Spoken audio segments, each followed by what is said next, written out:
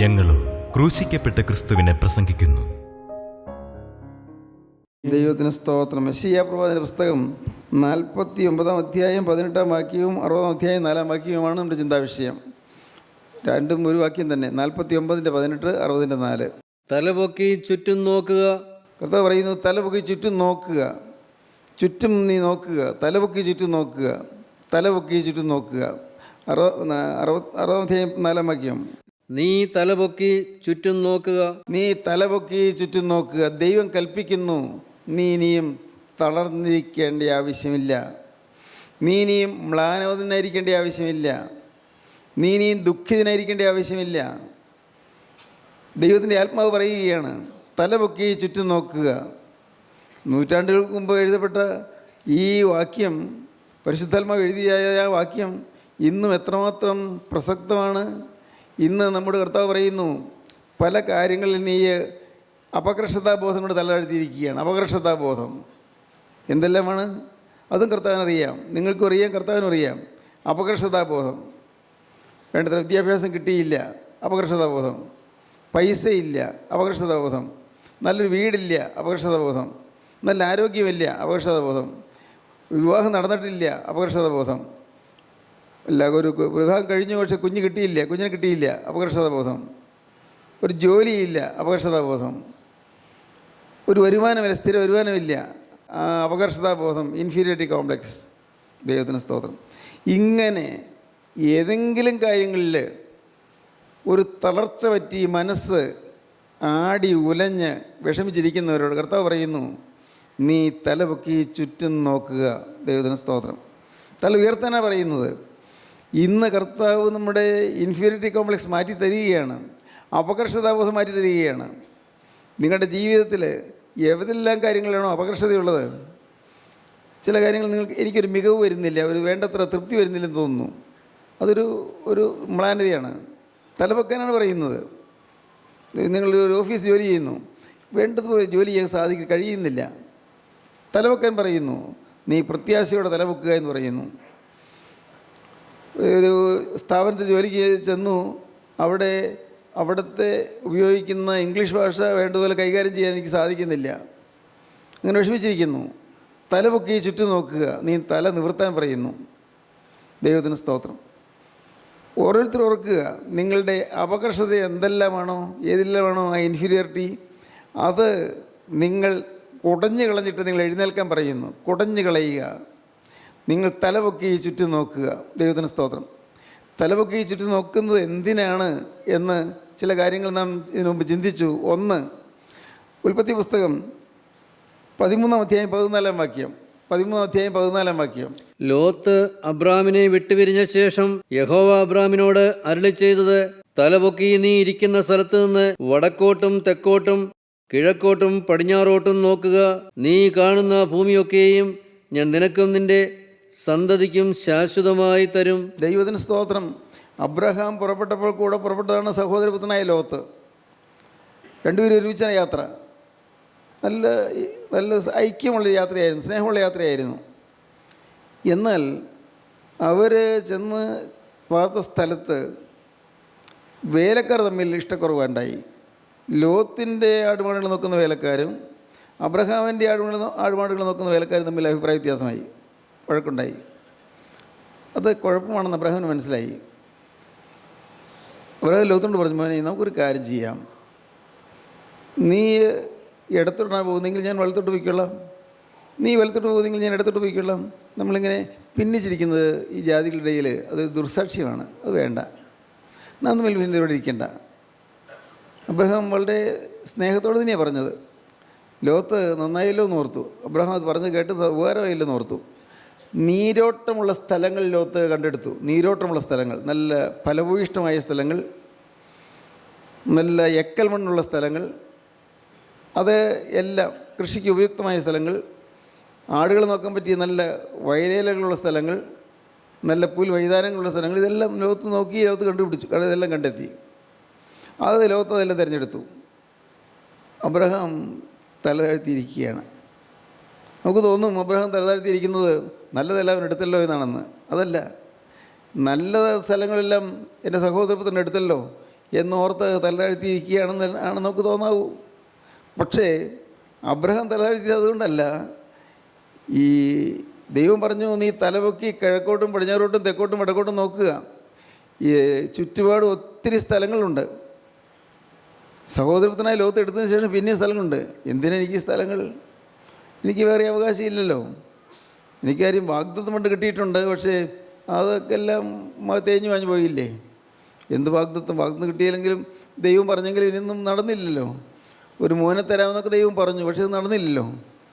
Abraham വളരെ നിരാശയോടെ എല്ലാ പ്രതീക്ഷകളും അറ്റ് വിഷമിച്ചിരിക്കുകയാണ്.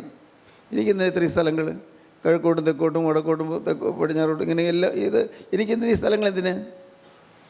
അങ്ങനെ അബ്രഹാം ഇരുന്നപ്പോൾ ദൈവം പറഞ്ഞു, അബ്രഹാം നീ തലപൊക്കി നോക്കുക, നീ തലപൊക്കി ചുറ്റും നോക്കുക. ഈ കാണുന്ന ഭൂമിയൊക്കെയും ഞാൻ നിന്റെ സന്തതിക്കും തരും. അബ്രഹാം ഒന്ന് ഞെട്ടി, കണ്ണുമിഴിച്ച് നോക്കി. ഞാൻ എന്താണ് കേൾക്കുന്നത്? അപ്പോൾ ഇനി മകനുണ്ടാകുമെന്നോ? മകനുണ്ടാവുകയില്ല, ചാൻസ് ഇല്ല, ഇനി അത് സാധ്യതയില്ല, ഒരു കാരണവശാലും മകൻ ജനിക്കുകയില്ല എന്ന് പ്രതീക്ഷിച്ചിരിക്കുന്ന സമയത്ത് ദൈവം അരുളി ചെയ്യുന്ന നിനക്ക് സന്തതി ഉണ്ടാകും, ഞാൻ നിന്റെ സന്തതിക്കും തരും. തലപൊക്കി നോക്കിയാൽ ദൈവത്തിൻ്റെ വാഗ്ദത്തം ലഭിക്കും. ദൈവത്തിന് സ്തോത്രം. വാഗ്ദത്തം ലഭിക്കും, പ്രോമിസ്. ദൈവത്തിൻ്റെ വാഗ്ദത്തം ലഭിക്കും തലപൊക്കി നോക്കിയാൽ. കർത്താവിന് സ്തോത്രം. ജീവിതത്തിൽ മുരടിച്ച അനുഭവങ്ങളുമായി തളർന്ന് വിവശരായി മ്ലാനതയോടിരിക്കുന്നവരോട് ദൈവം പറയുന്നു, നീ പ്രതീക്ഷിക്കുന്ന പോലല്ല, നിനക്ക് ഒരു നല്ല കാലമുണ്ട്, നിനക്കൊരു ശുഭകാലമുണ്ട്, നിനക്ക് നല്ല ഭാവിയുണ്ട്. നീ നോക്കിയാൽ ആ ഭാവി കിട്ടുമെന്ന് പ്രതീക്ഷയൊന്നുമില്ല, നല്ല ഭാവി കിട്ടുമെന്ന് യാതൊരു പ്രതീക്ഷയ്ക്കും സാധ്യതയില്ല. പക്ഷേ ജീവനുള്ള ദൈവം പറയുന്നു, മോനെ നിനക്ക് ഞാൻ സന്തതിയെ തരും. നീ ഇന്ന് എന്താണോ ഇല്ലാത്തത്, എന്തിനോർത്താണോ നീ വിലപിക്കുന്നത്, എന്തിനോർത്താണോ നീ കരയുന്നത്, എന്താണോ നിനക്ക് ഇല്ല എന്ന് പറഞ്ഞുകൊണ്ട് നീ വിഷമിച്ചിരിക്കുന്നത്, അത് നിനക്ക് തരും. ദൈവത്തിന് സ്തോത്രം. പ്രിയപ്പെട്ടവരെ, എന്തൊരു ആശാവഹമായ വാക്കാണത്, എത്ര സന്തോഷകരമായ വാക്കാണ്. തലപൊക്കി ചുറ്റും നോക്കുക, സ്ഥലം കണ്ടു, നിനക്കും നിന്റെ സന്തതിക്കും തരുമെന്ന് സന്തതി ഉണ്ടാകും, ഉറപ്പ് കിട്ടി. പിന്നെയും കാര്യം വാഗ്ദത്തം കിട്ടി, പക്ഷേ ഇതൊന്നും നടന്നില്ല. വർഷങ്ങൾ പോവുകയാണ്. 24 വർഷം കഴിഞ്ഞു. 24 വർഷം. അപ്പോഴാണ് അബ്രഹാമിൻ്റെ കൂടാരവാതിൽക്കൽ ദൈവം വന്നത്. 18 അധ്യായം 1 വാക്യം മുതൽ വായിക്കാം. അനന്തരം യഹോവ അവന് മമ്രയുടെ തോപ്പിൽ വെച്ച് പ്രത്യക്ഷനായി. വെയിലുറച്ചപ്പോൾ അവൻ കൂടാരവാതിൽക്കൽ ഇരിക്കുകയായിരുന്നു. അവൻ തലപൊക്കി നോക്കിയപ്പോൾ 3 പുരുഷന്മാർ തൻ്റെ നേരെ നിൽക്കുന്നത് കണ്ടു. ദൈവത്തിന് സ്തോത്രം. അബ്രഹാം ഈ 24 വർഷവും പ്രതീക്ഷിച്ചു, പക്ഷേ ഇപ്പോൾ ആശ തീർന്നു. ദൈവം കാര്യം വാഗ്ദത്തം തന്നതാണ്, അതൊന്നും എനിക്ക് നടക്കാൻ പോകുന്നില്ല, എനിക്ക് നല്ല യോഗ്യതയില്ല. ദൈവം നല്ല വാഗ്ദത്തം തന്നത്, പക്ഷേ എനിക്ക് അതൊന്നും കിട്ടാനുള്ള ഈ അർഹതയില്ലല്ലോ. ഞാൻ ഒരു സാധു മനുഷ്യൻ, എനിക്ക് ആരാ ഉള്ളത്? നിരാശയിൽ കുമ്പിട്ട് തലതാഴ്ത്തിയിരിക്കുകയാണ് കൂടാരവാതിൽക്കൽ. അബ്രഹാം കൂടാരവാതിൽക്കൽ തലതാഴ്ത്തി അങ്ങനെ മുനിഞ്ഞിരിക്കുകയാണ്, തളർന്നിരിക്കുകയാണ്. സാറ അകത്തുണ്ട്. അകത്ത് സാറായിയുടെ ഇടയ്ക്കുള്ള നെടുവീർപ്പുകൾ കേൾക്കാം. രണ്ടുപേരും നിരാശരാണ്. നിരാശരായിരിക്കുന്നവരിലേക്ക് ജീവനുള്ള ദൈവം വന്ന് പറയുന്നു, തലപൊക്കി നോക്കുക. അബ്രഹാം തലപൊക്കി നോക്കി. അബ്രഹാം തലപൊക്കി നോക്കിയപ്പോൾ 3 പുരുഷന്മാർ വന്ന് നിൽക്കുന്നു. ഇതാരാണിത്? അവർ നോക്കിയപ്പോൾ അബ്രഹാം പെട്ടെന്ന് മനസ്സിലായി, ഇത് സാധാരണക്കാരല്ല. 2 ദൈവദൂതന്മാരും കർത്താവായ യേശുക്രിസ്തുവും കൂടി വന്നിരിക്കുകയാണ്. എന്ത്? ഒരു പാവപ്പെട്ട മനുഷ്യൻ്റെ അരികിലേക്ക് ജീവനുള്ള ദൈവം ഇറങ്ങി വന്നിരിക്കുന്നു. സ്തോത്രം.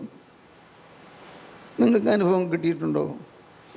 യേശുക്രിസ്തു തൻ്റെ മഹത്വമേറിയ ദൂതന്മാരുമായി നിങ്ങളെ സന്ദർശിക്കുന്ന അനുഭവം നിങ്ങൾക്ക് കിട്ടിയിട്ടുണ്ടോ? നിങ്ങൾ വലയുന്ന സമയങ്ങളിൽ, നിങ്ങളെങ്കിലടിക്കുന്ന സമയങ്ങളിൽ, നിങ്ങൾ വിതുമ്പി കരഞ്ഞുകൊണ്ടിരിക്കുന്ന സമയങ്ങളിൽ യേശുക്രിസ്തുവിൻ്റെ അരികിലേക്ക് വരുന്ന നിങ്ങൾക്ക് തോന്നിയിട്ടുണ്ടോ? അനുഭവം കിട്ടിയിട്ടുണ്ടോ? ഇല്ലെങ്കിൽ അത് തരാമെന്നാണ് കർത്താവ് പറയുന്നത്. സ്തോത്രം. ആ അനുഭവം തരാമെന്ന് പറഞ്ഞുകൊണ്ടാണ് കർത്താവ് വരുന്നത്. 3 പുരുഷന്മാർ നിൽക്കുന്നു. അബ്രഹാം തലപൊക്കി നോക്കിയപ്പോൾ 3 പുരുഷന്മാരെ കണ്ടു. എന്ത് ചെയ്തു? അബ്രഹാം ഓടിച്ചെന്നു. അബ്രഹാം മനസ്സിലായി, സാധാരണക്കാരല്ല വന്നിരിക്കുന്നത്, ഈ വന്നിരിക്കുന്ന അതിഥികൾ നിസ്സാരരല്ല. അബ്രഹാം ഓടിച്ചെന്നു, നിലം വരെ കുനിഞ്ഞു, സാഷ്ടാംഗം വീണു. എന്നോട് യജമാനോട് കൃപയുണ്ടെങ്കിൽ എന്നെ കടന്നു പോകരുതേ, പോകല്ലേ, അയ്യോ പോകല്ലേ, ഞാൻ അല്പം വെള്ളം കൊണ്ടുവന്ന് നിങ്ങളുടെ കാലുകളൊന്ന് കഴുകിക്കോട്ടെ, ഞാൻ ഒരു മുറി അപ്പം കൊണ്ടുവരാം, തിന്ന് വിശപ്പെടുക്കിട്ട് പോകാമല്ലോ. ദൈവത്തിന് സ്തോത്രം. അബ്രഹാം തലപൊക്കി നോക്കിയപ്പോൾ ആ 3 പുരുഷന്മാർ നിൽക്കുന്നത് കണ്ടു. ഈ യേശുക്രിസ്തുവും ദൂതന്മാർ വന്നത് അബ്രഹാമിൽ നിന്ന് എന്തെങ്കിലും മേടിക്കാനല്ല, അബ്രഹാമിൽ നിന്ന് എന്തെങ്കിലും കാഴ്ചകളോ സമർപ്പണങ്ങളോ സ്വീകരിക്കാനല്ല വന്നത്. യേശുക്രിസ്തുവും ദൂതന്മാരും വന്നത് അബ്രഹാമിന് വാഗ്ദത്തം നിറവേറ്റി കൊടുക്കാനാണ്, പ്രതിജ്ഞ ചെയ്ത് നിറവേറ്റി കൊടുക്കാൻ. വാക്കുമാറാത്ത ദൈവം, സ്തോത്രം. സഹോദരങ്ങളെ, നമ്മുടെ ദൈവം വാക്കുമാറാത്തവനാണ്. അവൻ നിങ്ങളുടെ എന്തെങ്കിലും ഒരിക്കലൊരു വാക്ക് പറഞ്ഞിട്ടുണ്ടോ എങ്കിൽ അവൻ നിങ്ങൾ വിശ്വസിക്കൂ, അവർ നിവർത്തിക്കുക തന്നെ ചെയ്യും. ദൈവത്തിന് സ്തോത്രം. എന്തെങ്കിലും വാക്ക് പറഞ്ഞിട്ടുണ്ടെങ്കിൽ, നിങ്ങൾക്ക് എന്തെങ്കിലും വാഗ്ദത്തം കിട്ടിയിട്ടുണ്ടെങ്കിൽ ദൈവത്തിന് സ്തോത്രം. ഇവിടെ ഇരിക്കുന്ന അനേകം ദൈവമക്കൾക്ക് അനേകം വാഗ്ദത്തം കിട്ടിയിട്ടുണ്ട്. അനേകം വാഗ്ദത്തങ്ങൾ സ്വർഗത്തിൽ നിന്നുള്ള അരുളപ്പാട് കിട്ടിയിട്ടുണ്ട്. ജീവനുള്ള ദൈവത്തിൻ്റെ പരിശുദ്ധാത്മാവിൽ വരുന്ന അരുളപ്പാട് കിട്ടിയിട്ടുണ്ട്, വാഗ്ദത്തം കിട്ടിയിട്ടുണ്ട്. വാഗ്ദത്തങ്ങൾ തന്നവൻ, അവൻ വാക്ക് പറഞ്ഞാൽ മാറാത്തവനാണ്, അവൻ വിശ്വസ്തനാണ്. ദൈവത്തിന് സ്തോത്രം. അവർ വൃക്ഷത്തിന് കീഴിലിരിക്കുകയാണ്. അബ്രഹാം പോയി അകത്ത് ചെന്നു. സാറയോട് പറഞ്ഞു, വേഗം വേണം, 3 ഇടം കഴി മാവ് കുഴച്ച് അപ്പം ഉണ്ടാക്കുക. 1 മുറി അപ്പം കൊണ്ടുവരാമെന്ന് പറഞ്ഞ് പോയ അബ്രഹാം പറയുന്നു, 3 ഇടം കഴി മാവ് കുഴച്ച് അപ്പം ഉണ്ടാക്കുക. പിന്നീട് വേലക്കാരോട് പറഞ്ഞു, ഒരു നല്ല ആട്ടിൻകുട്ടിയെ പിടിച്ച് അതിനെ പാകം ചെയ്ത് നല്ല 1-ാം തരം കറി ഉണ്ടാക്കുക. ഇതെല്ലാം കൊണ്ടുവന്നു. അബ്രഹാം ആ വൃക്ഷത്തിന് കീഴിൽ അവരുടെ മുമ്പിൽ കൊണ്ടുവന്ന് വെച്ചു. തലപൊക്കി നോക്കിയപ്പോൾ സമർപ്പണം. ദൈവത്തിന് സ്തോത്രം. ഡെഡിക്കേഷൻ. 1 തലപൊക്കി നോക്കിയപ്പോൾ പ്രോമിസ്, 2 തലപൊക്കി നോക്കിയപ്പോൾ സമർപ്പണം, ഡെഡിക്കേഷൻ. സ്തോത്രം. നാം ഇന്ന് പല കാര്യങ്ങളിലും തലതാഴ്ത്തിയിരിക്കുകയാണ്. ഞാൻ പറഞ്ഞല്ലോ, ഇൻഫീരിയോറിറ്റി കോംപ്ലക്സ്. ഈ തലതാഴ്ത്തിയിരിക്കുന്ന നമുക്കൊന്ന് തലപൊക്കി നോക്കിയാൽ കർത്താവിനെല്ലാം സമർപ്പിക്കാൻ നമുക്ക് സാധിക്കും. എല്ലാം സമർപ്പിക്കാം. അത് ജീവിതത്തിൻ്റെ അനുഭവമായി തീരണം. പ്രിയപ്പെട്ടവർ, ജീവിതത്തിൻ്റെ അനുഭവമാണ്. ഒരു സമർപ്പണം വേണം. എന്നേക്കുമായി ജീവിതം കർത്താവിന് കൈമാറണം. സ്തോത്രം. എൻ്റെ ഈ ജീവിതത്തിൽ എനിക്കിനി അവകാശമില്ല എന്ന് നിങ്ങൾ തന്നെ സ്വയം സമ്മതിക്കണം. ഇതൊക്കെ പറയാൻ എളുപ്പമാണ്. കാര്യത്തോടെടുത്ത് വരുമ്പോഴല്ലേ, ടെസ്റ്റ് കേസ് വരുമ്പോഴല്ലേ നമ്മളിത് സമർപ്പണമൊന്നായില്ലെന്ന് മനസ്സിലാകുന്നത്. എന്നെ ഞാൻ മുഴുവനായി യേശുവിന് കൊടുത്തു എന്നുള്ളൊരു ഉറപ്പ് നിങ്ങൾക്ക് തന്നെ വേണം. പിന്നെ ഒന്നും പേടിക്കാനില്ല. എപ്പോൾ മരണം വന്നാലും എന്താണെന്ന് പേടിക്കാനില്ല. ഞാൻ ഇത് യേശുവിന് കൊടുത്തതല്ലേ. ഈ ജീവിതം, മുഴുവൻ ജീവിതവും മുഴുവൻ ആയുസ്സും യേശുവിന് കൊടുത്തതല്ലേ. എന്ത് പേടിക്കാൻ? നല്ല പ്രത്യാശ. ജീവിതം യേശുവിന് കൊടുത്തു എന്നുള്ള പ്രത്യാശ ഉണ്ടെങ്കിൽ, ആ സമർപ്പണം കൃത്യമാണെങ്കിൽ തീർച്ചയായിട്ടും നിങ്ങൾക്ക് ധൈര്യത്തോടെ മുന്നോട്ട് പോകാം. അബ്രഹാമിന് ഈ ഇതെല്ലാം കൊടുത്തു കഴിഞ്ഞ്, അബ്രഹാം അതിഥികൾക്ക് ഇതെല്ലാം കൊടുത്തു കഴിഞ്ഞപ്പോൾ യേശുക്രിസ്തു അബ്രഹാമിനോട് പറയുകയാണ്, 1 ആണ്ട് കഴിയുമ്പോൾ നിനക്ക് ഒരു മകനുണ്ടാകും. ദൈവത്തിന് സ്തോത്രം. കഴിഞ്ഞ 24 കൊല്ലമായി കാത്തിരിക്കുന്ന സംഭവം നടക്കാൻ പോവുകയാണ്. സാറ വാതിലിന് മറിയുന്നുണ്ട്, കേൾക്കുന്നുണ്ട്. അബ്രഹാമാണ് ഈ അതിഥികളോട് സംസാരിക്കുന്നത്. സാറ കേട്ടു. സാറ ഉള്ളുകൊണ്ട് ചിരിച്ചു. ഒന്ന് വായിക്കാം, ഭാഗം ഒന്ന് വായിക്കാം. ദൈവത്തിന് സ്തോത്രം. 9-ാം വാക്യം മുതൽ.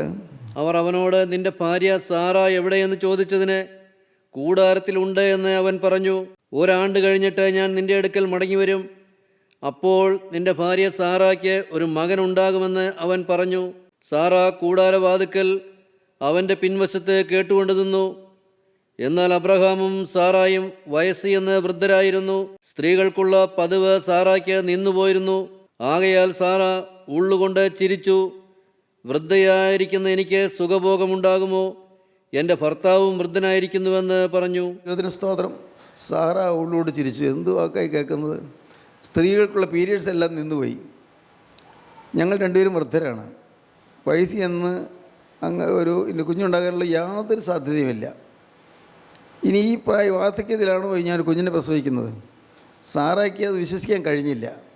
ദൈവത്തിന് സ്തോത്രം. പ്രിയപ്പെട്ടവരെ, നിങ്ങൾ കേൾക്കൂ. ജീവനുള്ള ദൈവം നിങ്ങളുടെ ജീവിതത്തിൽ കടന്നു വന്ന് ചില കാര്യങ്ങൾ ചെയ്യാൻ തുടങ്ങുമ്പോൾ അത്ഭുതങ്ങളായിരിക്കും. അത്ഭുതങ്ങൾ. എങ്ങനെ ഈ മഹാവലിയ പർവ്വതം എന്നിൽ മാറിപ്പോകും നിങ്ങൾ ചിന്തിക്കും. ഇതെങ്ങനെ മാറിപ്പോകും? കഴിഞ്ഞ ദിവസത്തിൽ ഞാൻ പറഞ്ഞതുപോലെ ഈ കല്ല് ആര് ഉരുട്ടി മാറ്റിത്തരും? കല്ല്, വലിയൊരു കല്ല്, ഇതാരും ഉരുട്ടി മാറ്റിത്തരും? കല്ല് ഉരുട്ടി തരാൻ ആരുമില്ലല്ലോ. ഞങ്ങൾ പാവപ്പെട്ട സ്ത്രീകൾ വിചാരിച്ചാൽ കല്ല് മാറ്റാൻ പറ്റുമോ? കർത്താവായ യേശു ക്രിസ്തുവിനെ അടക്കം ചെയ്ത പരിമിതിക്കാരൻ യോസേഫിൻ്റെ കല്ലറയുടെ മുഖത്ത് വെച്ചിരുന്നതായ കല്ല് 8-10 പേര് വളരെ ശക്തമായി വലിച്ചാൽ മാത്രമേ ആ കല്ല് മാറുകയുള്ളൂ. ഈ പാവപ്പെട്ട സ്ത്രീകൾ 2 പേര് വിചാരിച്ചാൽ എന്ത് സാധിക്കാനാണ്? നമ്മുടെ മുമ്പിൽ നിന്ന് കല്ല് ഉരുട്ടിക്കളയുമെന്ന് അവർ തമ്മിൽ പറഞ്ഞു. നോക്കിയപ്പോൾ കല്ല് ഉരുട്ടിക്കളയുന്നതായി കണ്ടു. അത് ഏറ്റവും വലുതായിരുന്നു. സ്തോത്രം. ഇന്ന് നിങ്ങളുടെ പലരുടെയും ജീവിതത്തിൽ ഒരു പ്രതീക്ഷയില്ലാത്ത ചില കാര്യങ്ങളുണ്ട്. എനിക്കൊരു വിവാഹം ഉണ്ടാകുമോ? എനിക്കൊരു കുഞ്ഞുണ്ടാകുമോ? എനിക്കൊരു വരുമാനമാർഗം ഉണ്ടാകുമോ? എനിക്ക് ഈ പരീക്ഷ ജയിക്കാൻ സാധിക്കുമോ? ഭൗതികമായ കാര്യങ്ങളാണ് ഞാൻ പറയും. ഭൗതികമായ കാര്യങ്ങൾ. ആത്മീയമായ കാര്യങ്ങളിലേക്ക് വരുമ്പോൾ കാര്യം കുറച്ചുകൂടി ഗൗരവമാണ്. എൻ്റെ കോപം മാറുമോ? ഒരു ചെറുപ്പക്കാരൻ ചോദിച്ചു, സാറേ ഞാൻ എത്ര ശ്രമിച്ചിട്ടും മാറുന്നില്ല. ഞാൻ തീരുമാനമൊക്കെ എടുത്തു, പക്ഷേ പെട്ടെന്ന് ഞാൻ കോപിച്ചു പോകും. ഞാൻ എന്ത് ചെയ്യും? ദൈവത്തിന് സ്തോത്രം.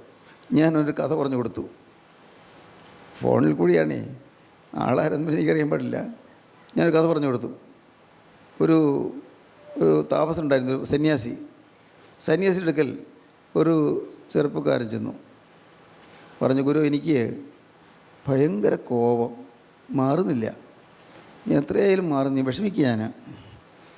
നീ ഒരു കാര്യം ചെയ്യുന്നൊരു 2 ആഴ്ച ഉപവാസം എടുത്ത് പ്രാർത്ഥിച്ചിട്ട് വാ, ഇപ്പോഴത്തേക്കും മാറിക്കോളും. 2 ആഴ്ച കഴിഞ്ഞ് അവൻ വന്നു. ഗുരു, അതേ നടന്നില്ല കേട്ടോ, എനിക്ക് എൻ്റെ കോപം മാറുന്നില്ല, എത്ര ശ്രമിച്ചിട്ടും മാറുന്നില്ല. ഒരു കാര്യം ചെയ്യും, 2 ആഴ്ച കൂടി ഉപവാസം എടുക്കുക. അവൻ പോയി 2 ആഴ്ച കഴിഞ്ഞ് പ്രാർത്ഥിച്ച് ഉപവാസമൊക്കെ ഇരുന്നു. പക്ഷേ അവൻ പിന്നെ വന്നപ്പോഴും അത് തന്നെ പറയുന്നത്, ഗുരു, എൻ്റെ കോപം മാറുന്നില്ലല്ലോ, ഞാൻ എന്ത് ചെയ്യും? അപ്പോൾ അദ്ദേഹം പറഞ്ഞു, ഒരു കാര്യം ചെയ്യുക, നീ ഒരു 21 ദിവസം ഉപവാസം എടുത്തിട്ട് വാ. 21 ദിവസം, 2-3 ആഴ്ച. 21 ദിവസം കഴിഞ്ഞ് അവൻ വന്നു.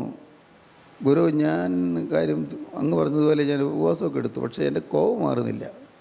എന്നാ ചെയ്യുന്നേ? എനിക്കറിയാൻ പാടില്ല, എന്ത് ചെയ്യണമെന്ന് എനിക്കറിയാൻ പാടില്ല. അദ്ദേഹം അക്ഷോഭ്യനായിട്ടിരിക്കുകയാണ്. ചെറുപ്പക്കാരൻ എന്താ ഒന്നും മിണ്ടുന്നില്ലേ? എന്നോട് ഉപവാസം എടുക്കാൻ പറഞ്ഞു, എന്നോട് പ്രാർത്ഥിക്കാൻ പറഞ്ഞു, അത് സാധിച്ചില്ല, എനിക്ക് അങ്ങേക്കൊന്നും പറയാനില്ലേ? അതൊന്നും മിണ്ടുന്നില്ല. ദേഷ്യം വന്നു അവന്. ആ ചെറുപ്പക്കാരൻ പെട്ടെന്ന് ദേഷ്യം വന്നു.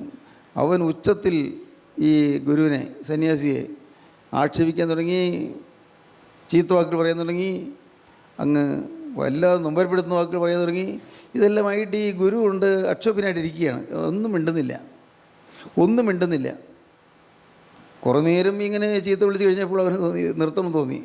ചോദിച്ചു, ഗുരു, ഞാൻ ഇത്ര നേരം ഇങ്ങനെയൊക്കെ പറഞ്ഞിട്ടും എനിക്കൊരു കോസലില്ലല്ലോ, ഒന്നും മിണ്ടുന്നില്ലല്ലോ. ഇത്രയും ഞാൻ അങ്ങ് ആക്ഷേപിച്ച് പറഞ്ഞിട്ടും അങ്ങൊന്നും മിണ്ടാത്തത്? അല്ല, നീ പറഞ്ഞൊന്നും ഞാൻ സ്വീകരിച്ചില്ലല്ലോ. അല്ല, ഞാൻ അങ്ങയോടല്ലേ പറഞ്ഞേ, അങ്ങേ അല്ലേ കുറ്റപ്പെടുത്തി ഞാൻ സംസാരിച്ചത്? അങ്ങൊന്നും മിണ്ടാത്ത, അങ്ങക്ക് ഒരു പ്രതികരണവും ഇല്ലേ? പ്രതികരണം ഉണ്ടായിരുന്നു, നീ പറഞ്ഞൊന്നും ഞാൻ സ്വീകരിച്ചില്ലല്ലോ. അദ്ദേഹം പറഞ്ഞു, നിൻ്റെ കയ്യിൽ ഒരു 100 രൂപ ഉണ്ടെന്നിരിക്കട്ടെ. ആ 100 രൂപ എൻ്റെ നേരെ വെച്ച് നീട്ടി. ഞാൻ ആ രൂപ ഞാൻ വാങ്ങിയില്ല. അപ്പോൾ പിന്നെ ആ രൂപ ആരുടെ കയ്യില? നിൻ്റെ കയ്യിൽ തന്നെ. എന്നതുപോലെ നീ കോപിച്ച് പറഞ്ഞ വാക്കുകളൊന്നും ഞാൻ സ്വീകരിച്ചിട്ടില്ല, നിൻ്റെ കയ്യിൽ തന്നെ ഇരിക്കുന്നു. നിൻ്റേതാണത്, എൻ്റെ കയ്യിൽ ഞാൻ വാങ്ങിയിട്ടില്ല. ദൈവത്തിന് സ്തോത്രം. ഈ ഒരു ഉദാഹരണ കഥ ഞാൻ ചെറുപ്പക്കാരന് പറഞ്ഞു കൊടുത്തു. അതുകൊണ്ട് ജീവിതത്തിൽ നാം തോറ്റുകൊണ്ടിരിക്കുന്ന വിഷയങ്ങളിൽ, ജയിക്കാൻ ആഗ്രഹിക്കുന്ന വിഷയങ്ങളിൽ ചീത്ത ചിന്തകൾ, വളരെ മ്ലേച്ഛമായ വികാരങ്ങൾ, ആഗ്രഹങ്ങൾ, മോഹങ്ങൾ, താല്പര്യങ്ങൾ, ഈ സാക്ഷ്യം പറയുന്നവരെല്ലാവരും പറയുന്ന ഒരു വാക്ക് നിങ്ങളുടെ എല്ലാവരുടെയും ഹൃദയത്തിലുള്ള ഒരു കാര്യമാണ്, അശുദ്ധ ചിന്തകളെന്ന്. അശുദ്ധ ചിന്തകൾ പ്രവൃത്തിയിലേക്ക് പോകുന്നില്ല, പക്ഷേ അശുദ്ധ ചിന്തകൾ മനുഷ്യൻ്റെ ജീവിതത്തെ ഉലച്ചുകൊണ്ടിരിക്കുന്ന ഒരു ഭീകര പിശാചാണ് അശുദ്ധ ചിന്തകൾ. അത് മാറണമെങ്കിൽ അതിനുവേണ്ടി കർത്താവിൻ്റെ കൃപയ്ക്ക് വേണ്ടി യാചിച്ചേ പറ്റൂ.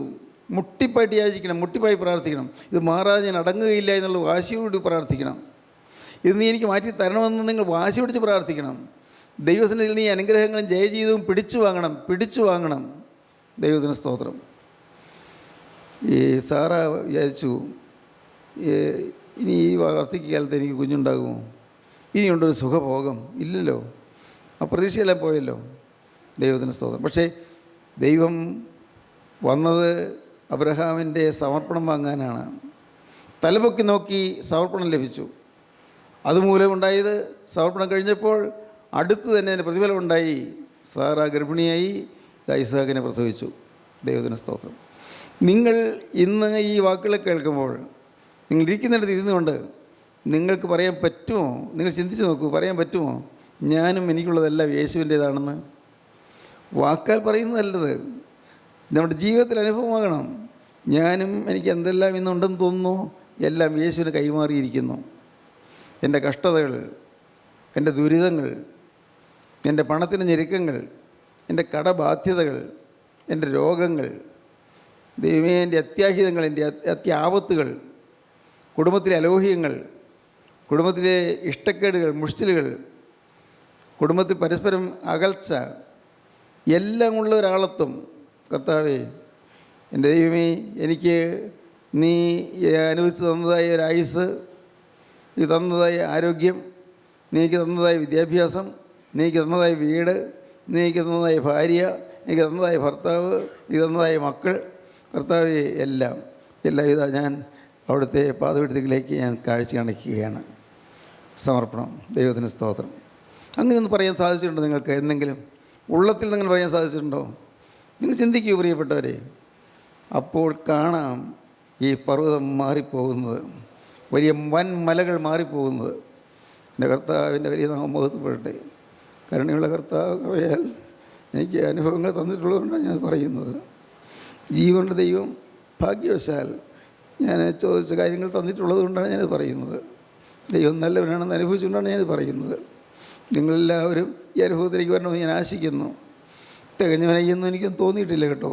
എന്നാലും ഭാഗ്യവശാൽ ഈ സമർപ്പണത്തിൻ്റെ വഴിയിലേക്ക് കർത്താവ് എന്നെ കൊണ്ടുവന്നു.